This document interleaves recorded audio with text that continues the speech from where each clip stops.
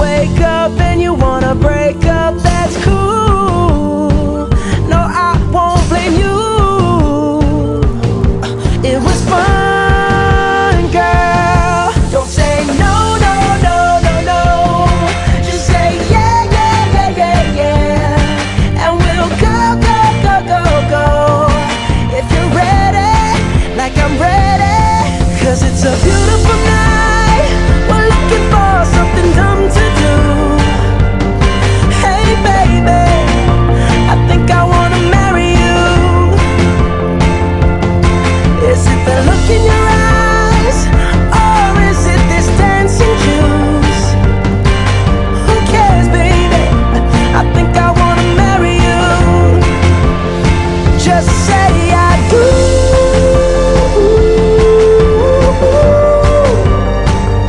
Tell me right now, baby. Tell me right now, baby. Baby, just say I do.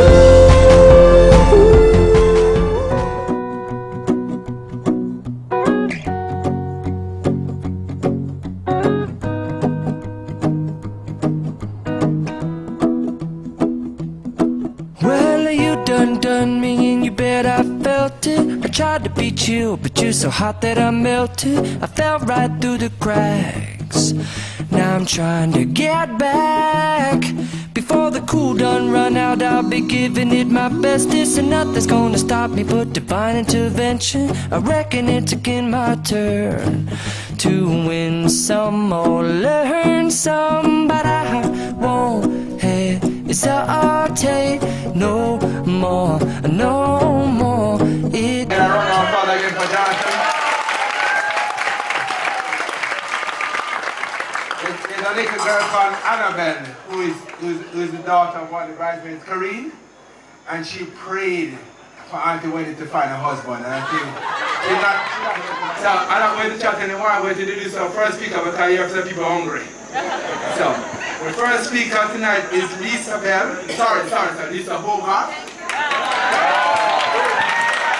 And she has many hats here because she's the mother of the ring bearer. And she's also Lisa's big sister. Sorry, I'm nervous. I'm nervous, but you see, I don't know to drink too much. Come on, parties, when I drink too much, I cry.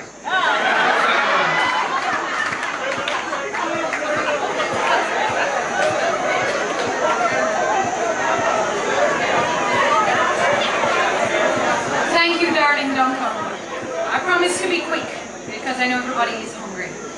I've been asked to give a toast to the parents of the bride, coincidentally my parents. 16 years ago I stood up and myself and Wendy gave a toast to them on their 25th anniversary. And the theme of it was opposites attract. Those of you who were there would have remembered some of the key points, such as Mum, we're convinced she doesn't actually possess a tear duct, because we've never actually seen crying take place. She actually told us that crying is just to wash out your eyes. She doesn't understand its relationship to emotions. Whereas if a good Hallmark commercial comes on, that opens up the floodgates. Dad has an amazing love for water, which he passed on to Wendy and I. He fishes, loves to go to the beach, loves liming, boating, you name it. Anything to do with water, Daddy is there. Mum can't swim. We all know Jeannie's love for conversation. Let's just say Dad's a good listener. We know Dad's appreciation of the finer things in life, namely cognac and rum. Mum's drink of preference is ginger ale. Then of course it comes around to Mum's frugality. Whereas if there's anything to be done in the house, Mum is going to learn how to do it and do it well. Daddy believes that she's stealing a job from somebody else. The story started somewhere in 1970 or 71, depending on who you ask. Depending on who you ask. They started dating and then Dad went off to school in London. He came back and said he wasn't going back without Mum. Again, depending on who you ask. The wedding was planned quickly, and on September 1st, they were married. Off they went to England. Dad a student, Mum working with the High Commission. In 74, they returned to Jamaica and enjoyed their time back, rekindling with their friends and enjoying their married life and their married friends.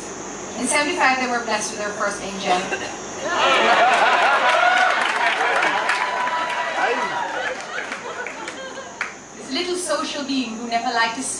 involved in absolutely everything, and in fact made Mum cry when she was pregnant a second time, because she thought she'd have to go through the same thing again. At 77, they were blessed with their true blessing, Wendy. All she did was eat and sleep. Never gave them any trouble, but just made me look bad. Like many families in the 70s, we relocated to Canada. It lasted exactly 4 years, because as we got our citizenship, Daddy booked a ticket, we're straight back to Jamaica for his family, because we couldn't manage the cold any longer. As soon as we got the passports, we were back here. We moved into Graham Heights, where Mummy and Daddy still live today.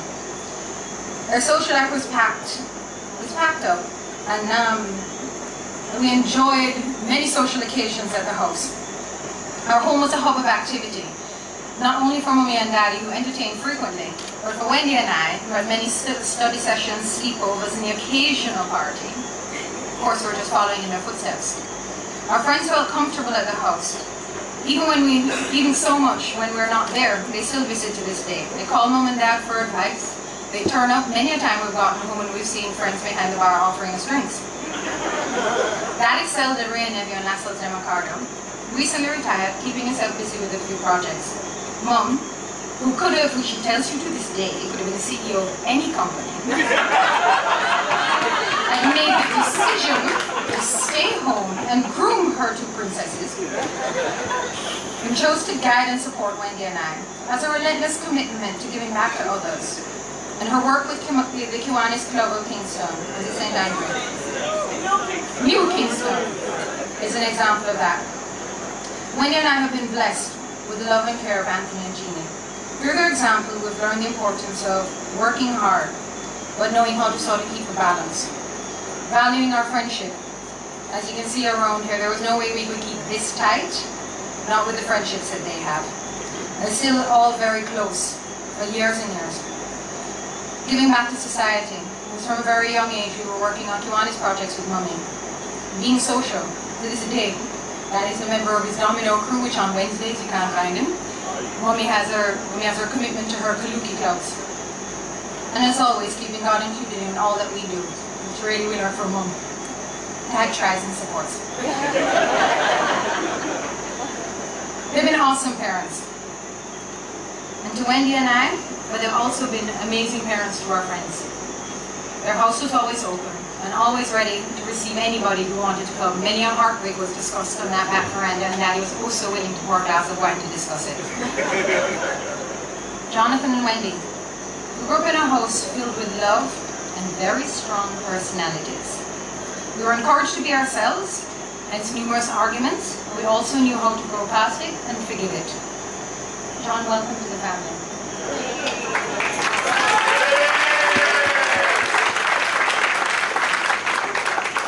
I know you already know we're crazy, but you fit in perfectly.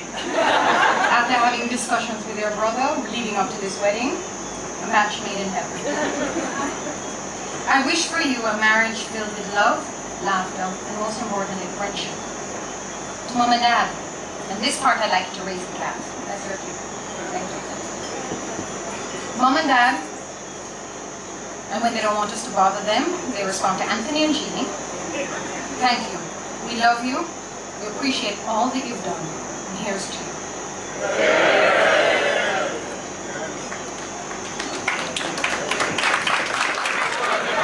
Alright, time for some call the internet, Justin. You ready? Yes. Alright, there's an engaged couple that were driving and their car crashed.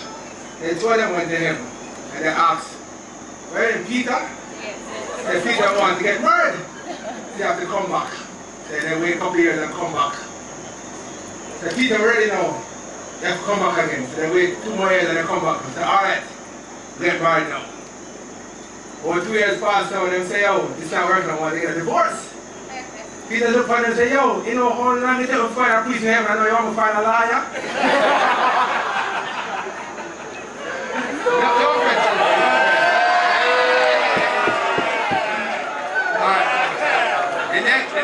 The next piece now is the Rules family, and it's Uncle Robin in the group. Uncle Robin came in from Paris, in passport stamp. Big up Robin from DC.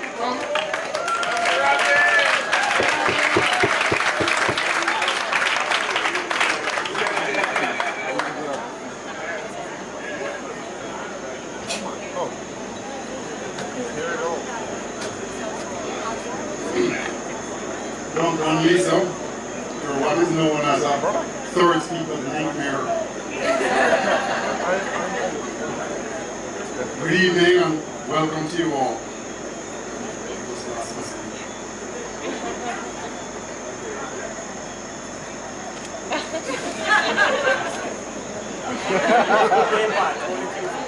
Technology. I am Robin Watt, and it is my happy duty this evening to offer a toast to the parents of the groom, my brother and sister-in-law, Nigel and Joanne. Obviously, let me get this out of the way, this is dampened by the fact that Nigel is not physically present. But I choose to believe that his spirit is here with us, probably, definitely over by the bar, enjoying every moment of this and wondering what lies I'm going to tell about it. No, it's not my intention to immediately turn these festivities melancholy. But it is, as a rule, difficult to toast someone without mentioning them. And probably not very good manners. Nigel and Joanne started growing up when she was still in high school, which means I was no more than probably 11 or 12 years old, when this model, thin beauty, with the frank, green-eyed stare and the big-ass afro, was introduced to me and promptly assumed me as her younger brother. When I was writing this, I was going to say adopted me, but for everyone here who knows Joanne, assumed is the more accurate word. Now, I don't know if this was a function of Joanne being the youngest in her family or me being the youngest in mine, but I think it seemed to her that I was a logical surrogate for the younger brother that she never had. And it seemed to me that the last thing I needed was an older sibling telling me what to do. After all, I already had a full complement of brothers and sisters who were happy to pass me around, half of whom were named Dudley, by the way. And there was just no way that I was going to put up with that anymore. So I prepared for what, in my mind, was going to be the epic battle of my young life, the one where I put my foot down, once and for all, and demanded my due, nay, my right, to not be assumed by her or anybody else. Damn it! Yeah, that never worked out, Francis. So the thing about Joanne is, well, if you're in an epic battle, it helps if your foe is aware that there is a battle raging that requires their attention and participation, and gives a crash. Now, this is not to say that my subsequent acquisition of a new older sister was a disaster. Far from it. First, the fair bossiness that I had fully expected never really manifested itself. And I'm sure that Nigel, were he here, and a few others present, would hold a dissenting opinion about that. But as far as I was concerned, Joe turned out not only to be a very great advocate for me, which probably went back to our shared experiences as the youngest in our families, if you really want to get analytical about it. But she also participated a great deal, in fact, in teaching me to drive. I don't remember this, but that to me, you know, gave her big standing in the older sibling category. Let's just say in the younger brother demographic, her poll numbers were strong. I mentioned that she was an advocate for me. The example of this that jumps to mind is the Christmas we stayed up all night playing Monopoly. None of us remember this, but Nigel was winning. He wasn't just winning, he was cleaning up, and it was mostly at my expense. What you need to understand here is that Nigel was the worst winner ever. He was merciless with the trash talking and teasing and the gloating. And I let him get under my skin to the point where I was ready to burn down the house. I'm sure that in his mind, he was teaching me to be a good sport. But in my mind, he was just being a damn jackass. My memory of it was of John stepping in as the arbiter, getting Nigel to cool it with teasing, but at the same time without punishment to me to just relax with herself. I'm sure that's a phrase that Jonathan and Christian have heard many, many times already. Now, just in case I'm beginning to sound like this is all peaches and cream, let me gently correct that notion. Remember, this is Joanne we're talking about. To say that I avoided being on the receiving end of her famously acid tongue would not only be untrue in the extreme, but unlikely, as I worked with them for a while at T-Type and later shared office space at Spanish Door. I will say that I was probably spared more than most due to my being away at boarding school for much of the time. That plus the fact that I was frankly just too terrified to disagree with them. Allow me though to add a disclaimer at this point. I'm the first to admit that time has probably dulled my recall of what may have taken place over the past nearly 40 years, which is probably what Joanne had been counting on when she asked me to make this toast the first day. She knows me at least well enough to know that I can't remember what happened. Well, that's not really true. I obviously have some very fond memories of my older brother and sister-in-law. But it is a little surreal at this point to realize that I have reached an age that Nigel never got to see. I'm now older than my older brother. So my memories seem a little bit off-kilter, particularly when viewed through that prism. Thinking about that has made me realize how much has taken place in the last 14 years. And I wonder what he would think about some of the things that he has missed. A Jamaican woman prime minister, a black American president, the reggae boys, Usain Bolt, some things that just didn't seem possible just a few short years ago. Of course, there is also a lot that he missed that we wish that we all wish that we could have missed. September 11th and the wars that followed, the earthquake in Haiti, the tsunami, Gangnam Style. And what is that? Nobody needed to see that.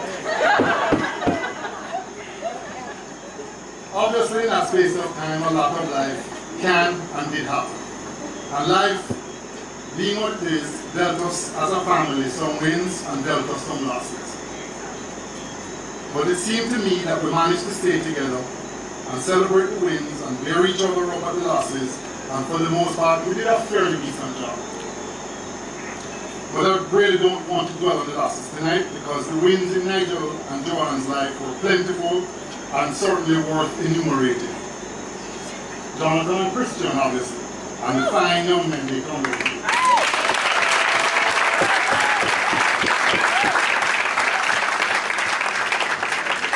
Nigel's stints in the JDF Air Wing and the Royal Marines.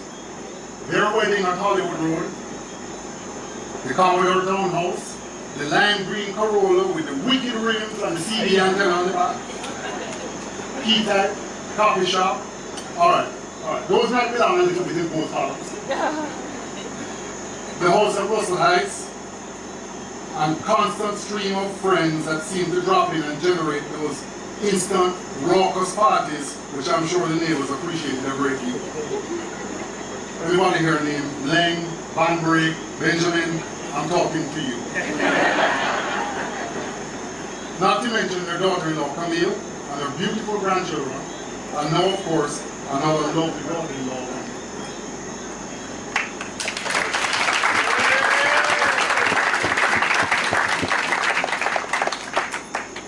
So in closing, what I would like to do is ask you to raise your glasses in a toast, not just to Nigel and Joanne, but to the wins and losses in life.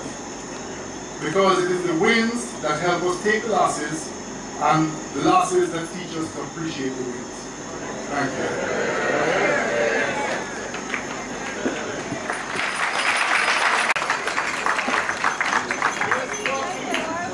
you. Okay, we'll have 3 more today.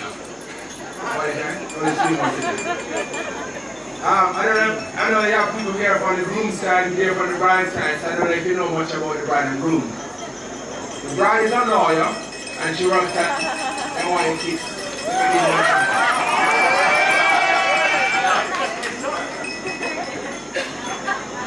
The bride is a lawyer who works at National Land Agency, and Jonathan is an entrepreneur and graphic artist, and has business with his mother, although she shan't call A copycat. Anybody that is printing down and they put the copy in and they copycat, it's right by. No. Everybody know where Tutti Frutti, right? It's down the road from Tutti, down the corner from Tutti Frutti.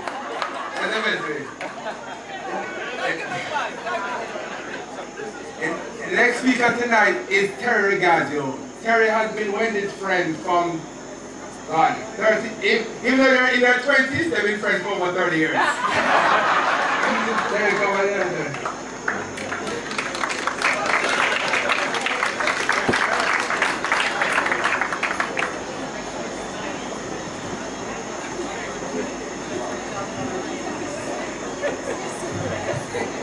Good evening. For those of you I don't know, again, my name is Terry Regazio, right? And I'm honored to be here to toast the beautiful bride, Wendy Angela Watt.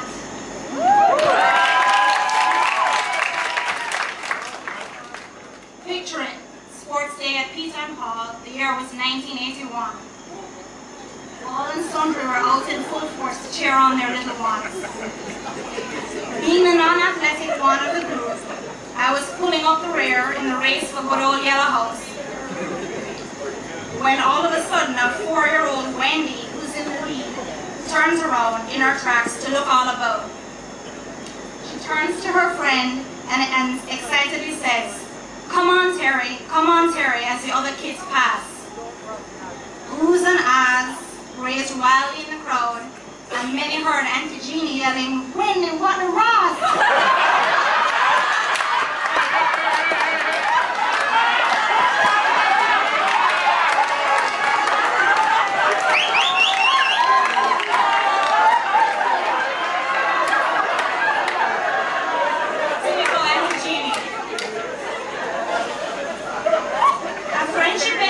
That would last many a year. Watching horror movies all night left us up in fear. Horror movies weren't the only thing we watched.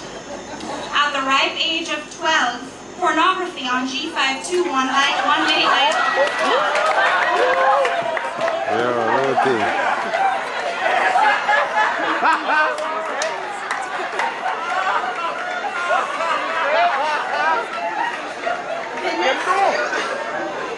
The next few hours felt like days as we were given the silent treatment by Auntie Jeannie. Poor Wendy and I were assigned every chore in the house as Lisa laughed at us hysterically. When Uncle Anthony heard the news, we tiptoed around the house like two little mice. Death seemed like a better option at that point, so we proceeded to write our last wills and testaments, thanks to Lisa's sound advice. As CXC exams approached, studying at 43 Graham Heights was the place to be. Little did I know that studying with Wendy consisted of partying by the pool and watching MTV. Boys and big dreams were on our minds all day. Who knew what the future had in store as we went our separate ways? Despite long distances, our friendship remained very strong. From Miami to New York, Cayman to England, to me she was never long gone. Email became the best communication ever. Always looking forward to the wonderful world of Wendy updates, which were interesting, confusing, but witfully clever. Did she ever use spell check? No. Never.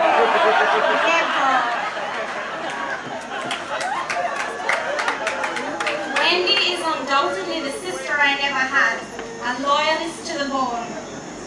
She's my ride or die chick, who will forever hold a special place in my heart and in my home. Wendy, so many people have been touched by your effervescent personality.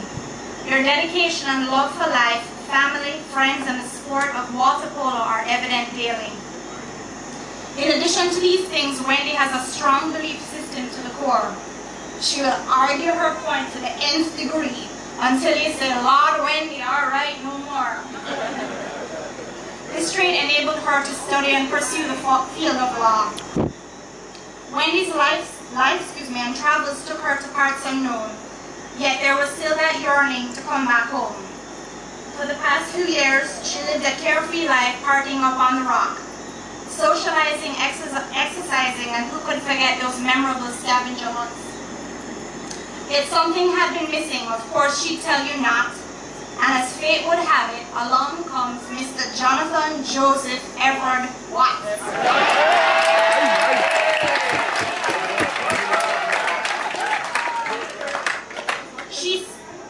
I remembered when I got the call in North Carolina hearing about this guy, Jonathan. He said, and I remember, Terry, he gets me, all of me. I really think he's the one.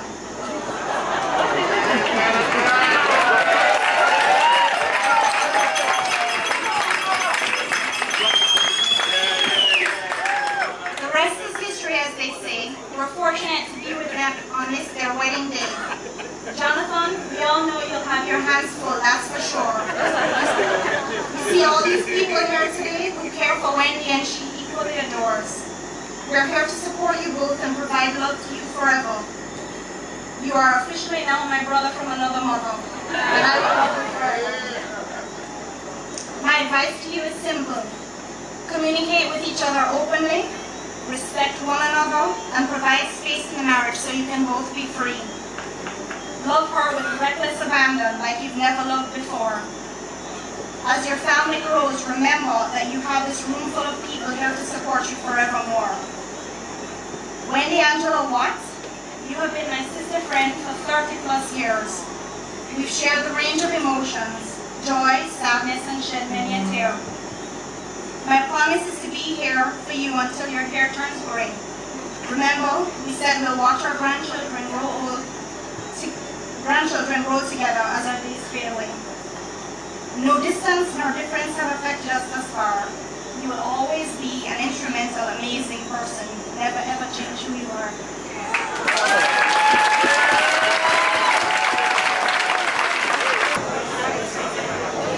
I think Terry's Bentley was sponsored by Kleenex. So that's the one. I'll work on the water for prior visits. I don't drink too much yet. Alright, anyone have any general insurance needs? Car, whatever? I have the man for you. Listen.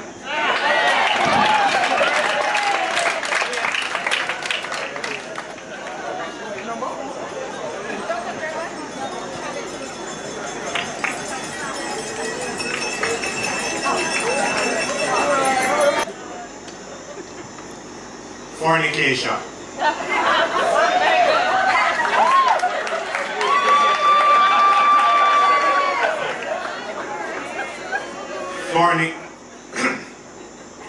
For an occasion like this, I like to start with a joke.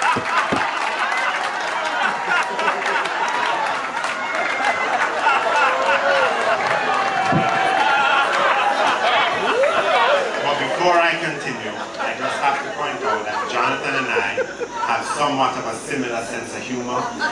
So, if anything is awkward or uncomfortable, just blame him. It's not my fault. Good evening, everyone. My name is Christian Watt. I am Jonathan's younger brother.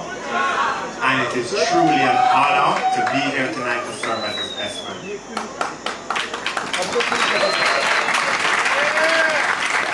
Over the years, Jonathan has acquired a couple of nicknames.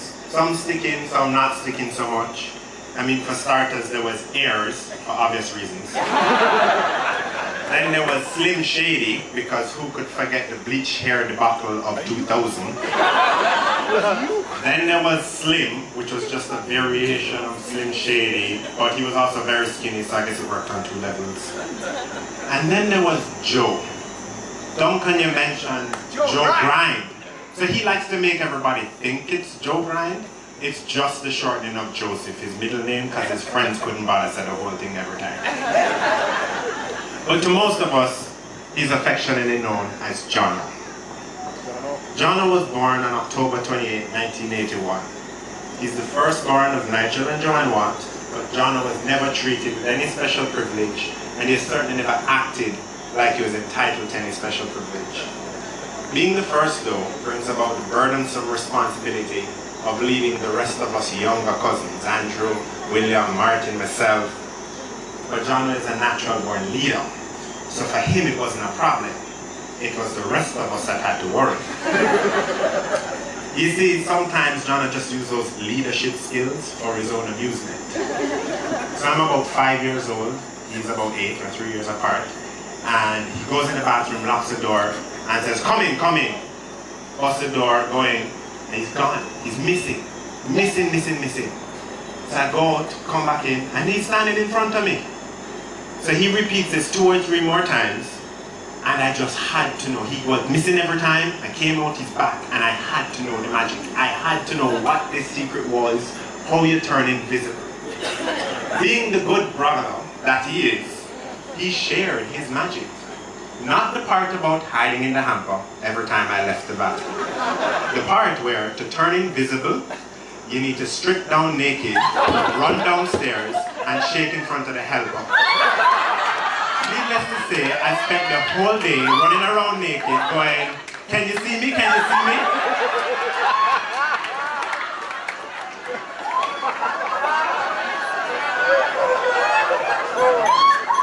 Most of John's friends have been victim of his pranter ways at one point or the other. And I must say it must be his leadership skills that get him to rope everybody into the foolishness. But he gets everybody involved. One summer, he even convinced William, who was visiting from Miami, that we were all aliens. He had a backstory, a new planet. He had Auntie Jen and Uncle Tubby in on it, and they didn't know. He told William that when he ran to them, because that's where he was staying, to say, hey, get the guys to stop, they would say, cut out the foolishness. And William ran to Auntie Jen, and Auntie Jen responded, William, cut out the foolishness. He was convinced William was out the door and down Hope Road, swimming back to Miami. I'm not staying with aliens. John had to try very hard to convince him that it was just a joke. One evening, I think he convinced Andrew to blow bubbles in pothole water. Not to Auntie Jen's amusement, but it did happen. And if I still haven't convinced you that Jono is the ultimate prankster, I'll let you know a little secret. Jono does not wear pants. And look at us, wearing jeans at a wedding. We're sharp though.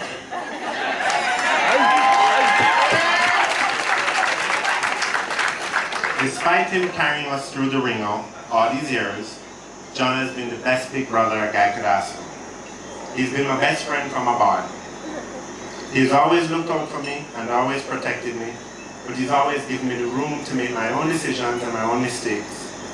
Like when I decided that it was time for us to drive to Rockabessa for a Magnum Kings and Queens dancehall show in the entourage of a dancehall artist at 3 o'clock in the morning.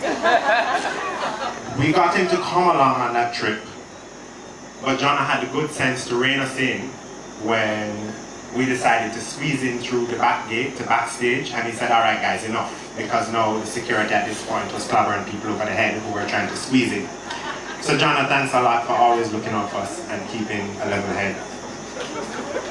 Today, we welcome a new member of the family, and we thank God that John has somebody else to prank. Wendy, it gives me great pleasure to welcome you to the family today. You look beautiful tonight, by the way. Give it up for the bride, guys. And give it up for her bridesmaids. Also beautiful tonight. It's been great getting to know Wendy over the last few months. It has been challenging at times because, you know, she's a little quiet. So if anybody knows how to get her to talk, just let us know. All kidding aside, Wendy has fit in perfectly with our family. I mean, the Watts are great listeners, so it worked out well.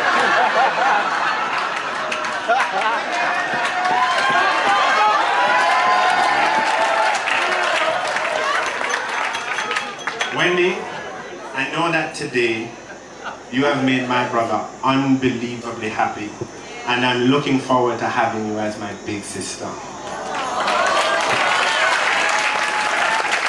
As your new little brother, I have a few warnings for you though.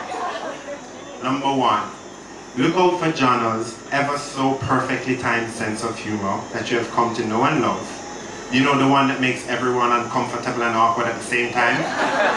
It creeps up on you and it'll slip out at the most inopportune times, like in the middle of Sunday lunch during the grace. 2.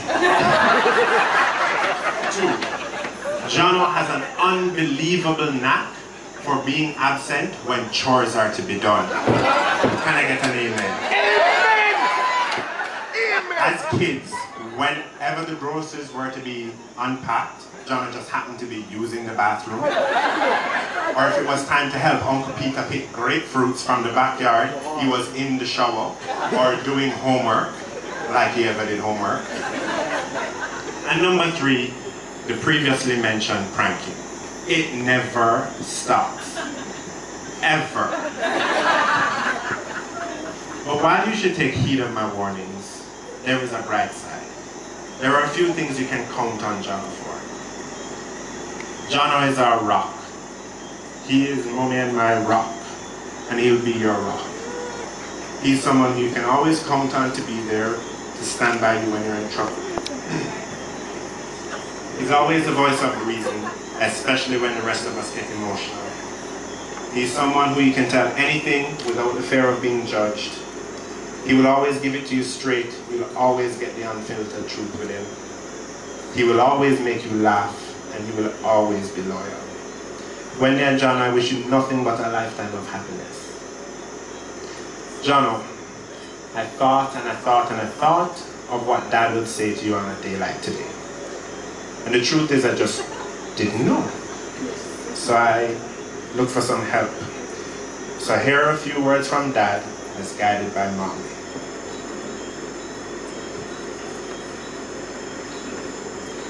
I'm gonna get through it.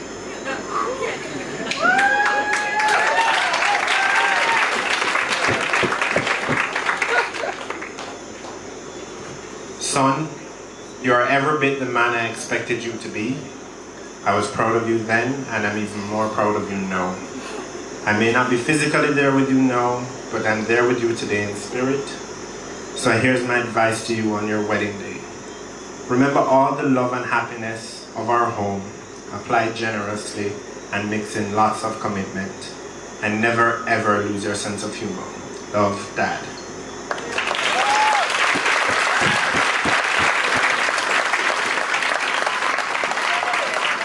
I share that sentiment, bro, and I'm proud of you today and always. So, congratulations to Jono and Wendy. I am pleased to announce tonight, I'll be the first, that Jono and Wendy are expecting you guys to have a great time. Please join me in raising your glasses.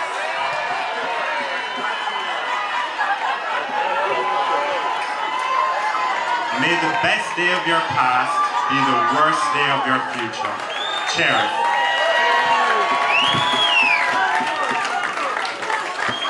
Before further ado, the man of the moment, the groom.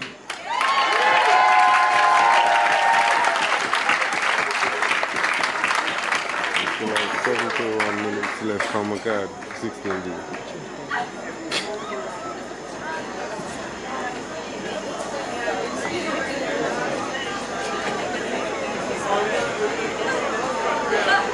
It's not the unibrow.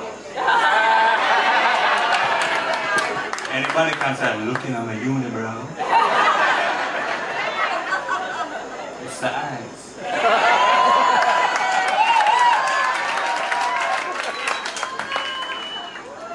Whew. Finally, I get to speak. I served for the first 3 months of our relationship. I just listened and nodded.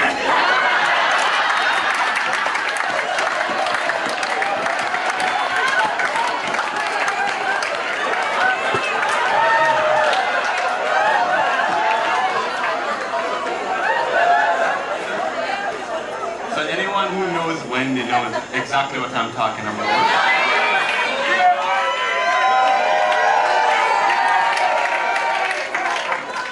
She's a talker. But of course she's told me that she comes by this honestly. Yes. And if you've ever been privileged to be around Auntie Jeannie and Wendy at the same time, you'll understand. It's impressive. It's like watching two top-seeded tennis players have the most amazing rally you've ever seen. Watching the ball go back and forth in awe. It seems like an eternity, but at some point, you're like, okay, somebody just lick the ball out so it can go home.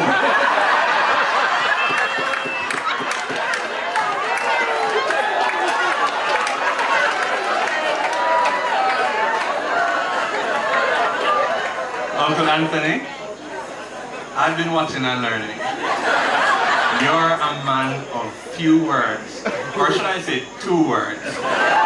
Yes, there.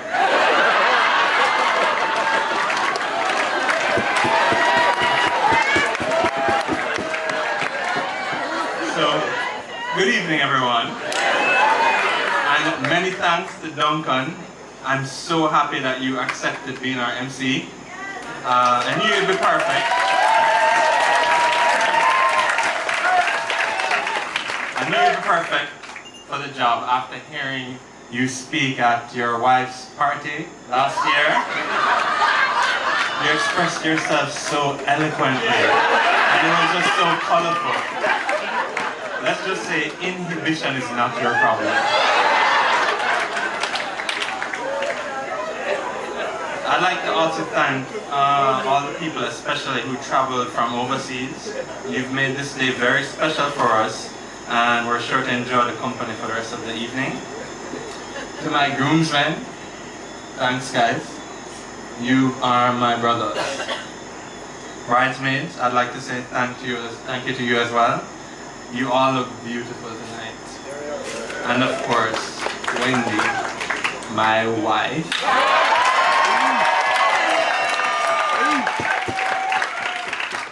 Gorgeous, beautiful, stunning in that white dress.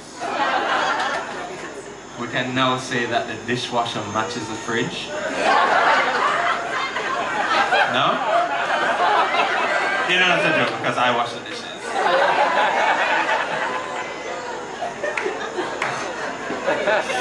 So, Wendy, what?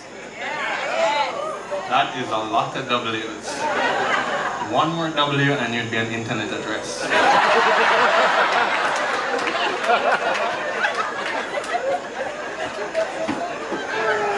So,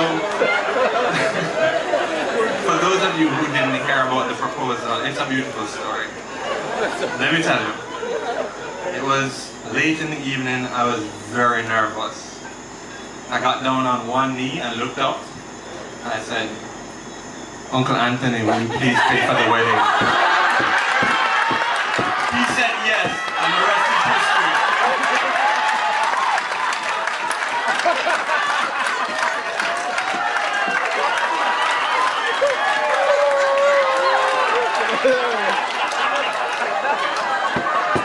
Businessman, husband, and in the future, father. So I've decided to get an email that will better speak to the person I am now and hope to be. So with that said, I've been looking at a few options. Option 1, who's your daddy?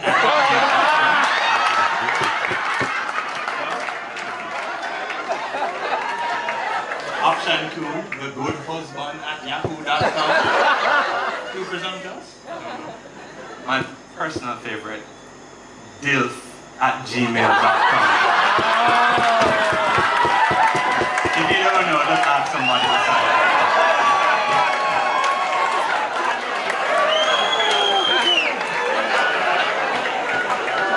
That was beautiful.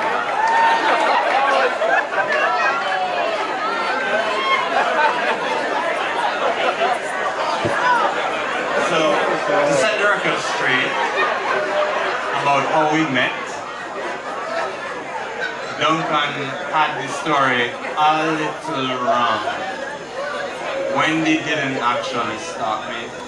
In fact, actually, it was I who tricked her initially. Yep, that's right. You don't even know this. Myself and Wendy started talking after she made a few visits to Copycat. That part is true. Well, she actually made more than a few trips. Because I intentionally stretched out all her visits. Every job she had, every time she came, I actually made her come back, even if it was like 1 or 2 pages to copy. I would tell her, boy, you know, Wendy, this may take a little while to copy, you have to come back later, you know. So maybe she just thought we had really bad service, but I just wanted to see her.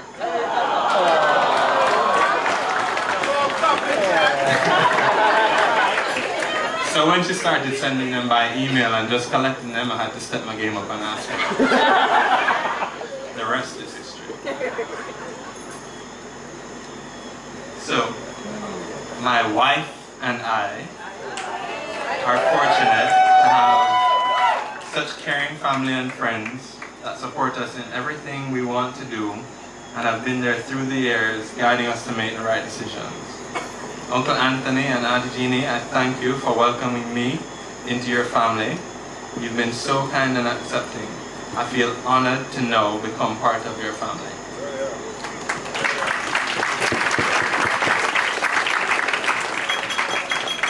When the question was asked, how are we getting up here today? Uncle Anthony said, you'll drive with me, of course. And then when the question was asked, how are we getting home? Both myself and Wendy looked back at Uncle Anthony. And he just looked back at me and said, not with me, but she's yours now.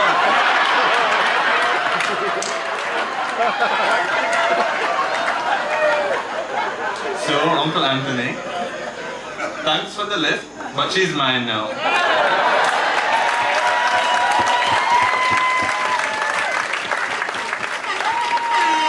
Babe, call a taxi. I'm especially fortunate to have had a caring and principled father who set a good example of being ethical, moral, and of course teaching me how to treat a woman. I wish he could have been here today. I'm sure that he would have loved Wendy. To my second set of parents, Auntie Judy, Uncle Peter, Auntie Jennifer, and Uncle Toby, who have treated me like their own child, I love you all and appreciate you more than you know. I thank Uncle Robin, Auntie Jennifer, Auntie Jillian, Uncle Guy, Aunt Judes, Uncle Ian, and Uncle Dane for all being there. I'd also like to give a special thanks to Uncle Toby, who has helped me quietly through the years and never asked for anything in return. Big up, Uncle Tubbs.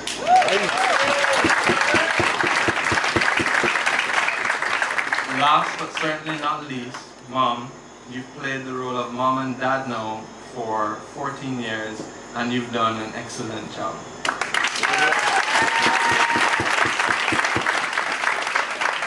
You made sure that anything I wanted, I had it, and you did so selflessly. I hope one day I can be half of the person you are.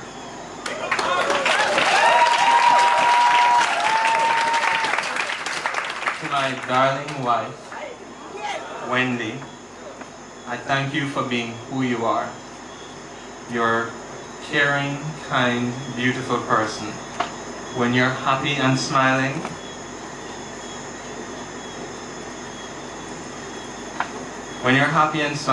that makes my day. I only ask that you never change.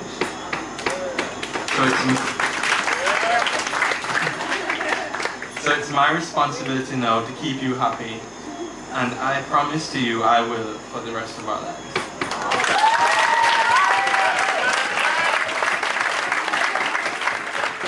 So I know everyone is hungry, so lastly I'd like to say thanks to the amazing people who put together this fantastic evening. Auntie Jeannie, Lisa, Wendy, Auntie Steffi Scott, Auntie Sharon Thomas, Suzanne Couch, and the crew here at Boone Hall. Thank you. With that said, I would like you all to raise your glasses and toast to my beautiful wife and to the beginning of our new family. Let's all enjoy the rest of the night.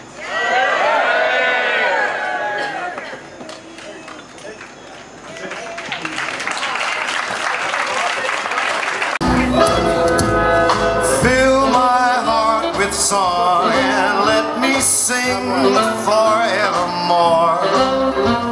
You are all I long for, all I worship and adore. In other words, please be true. In other words, I love you.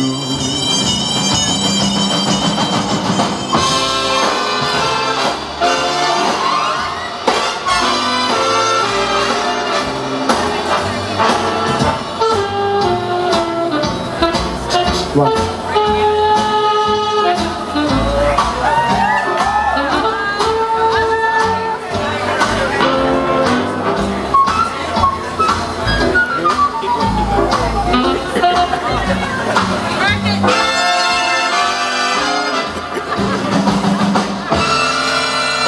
Fill my heart with song, let me sing forevermore. You are all I long for, all I worship and adore. In other words, please be true. In other words,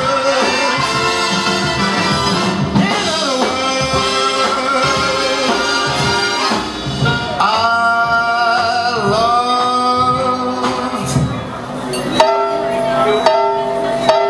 you.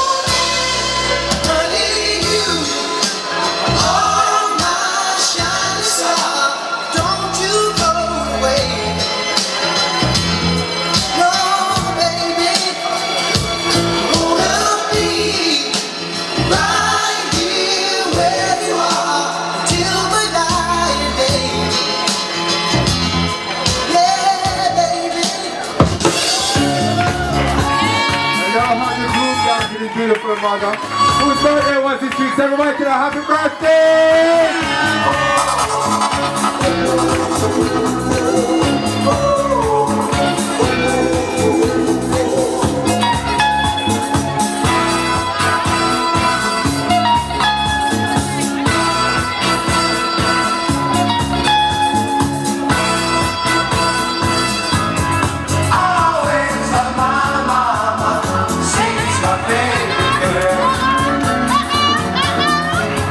I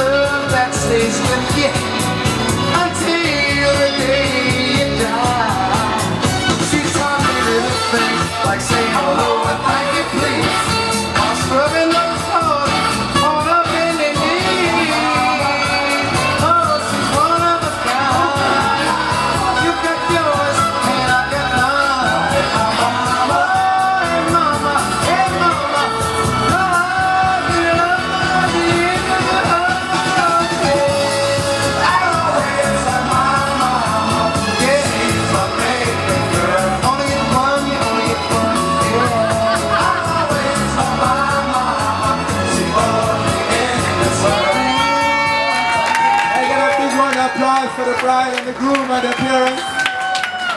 At this point now, we're going to do the whole garter belt and bouquet thing. And before we do that, at this point now, we got a special surprise for a group. She recorded a special song for Jonathan for tonight.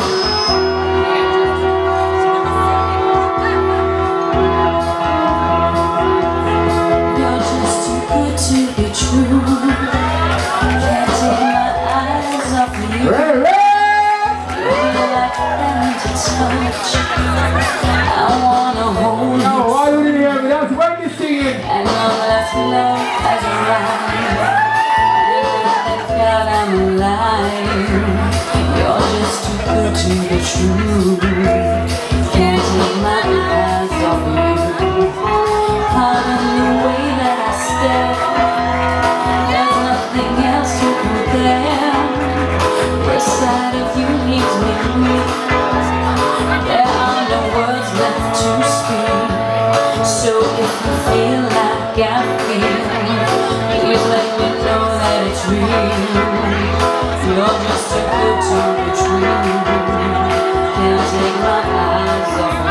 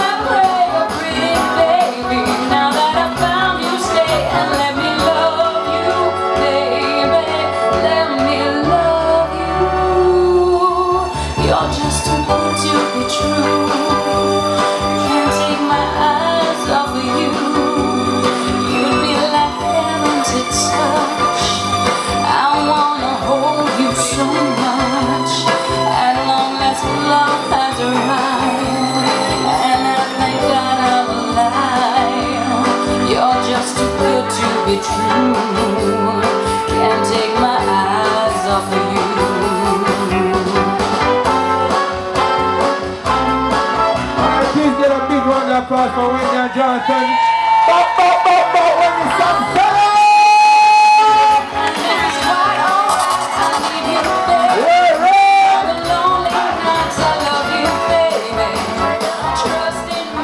the sun checking my tongue in the mirror and bending over backwards just to try to see it clearer, but my breath fogged up the glass, and so I drew a new face and I laughed. I guess what I'll be saying is there ain't no better reason to rid yourself of vanities and just go with the seasons. It's what we aim to do. Our name is our virtue, but I won't hesitate no more, no more.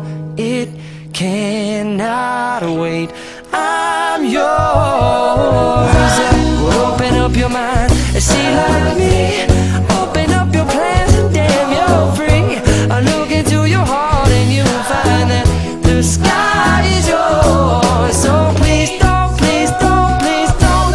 There's no need here to complicate, 'cause our time is short. This is our fate. I'm yours.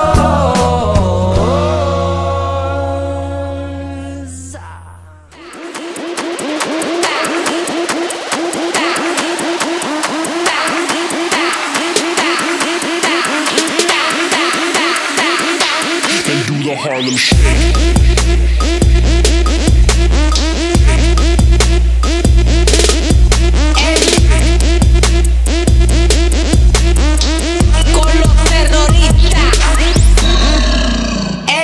Let's kick it off. I know that we'll have a ball if we get down and go out and just lose it all. I feel stressed out, I wanna let it go. Let's go way out, spaced out and losing all control. Fill up my cup.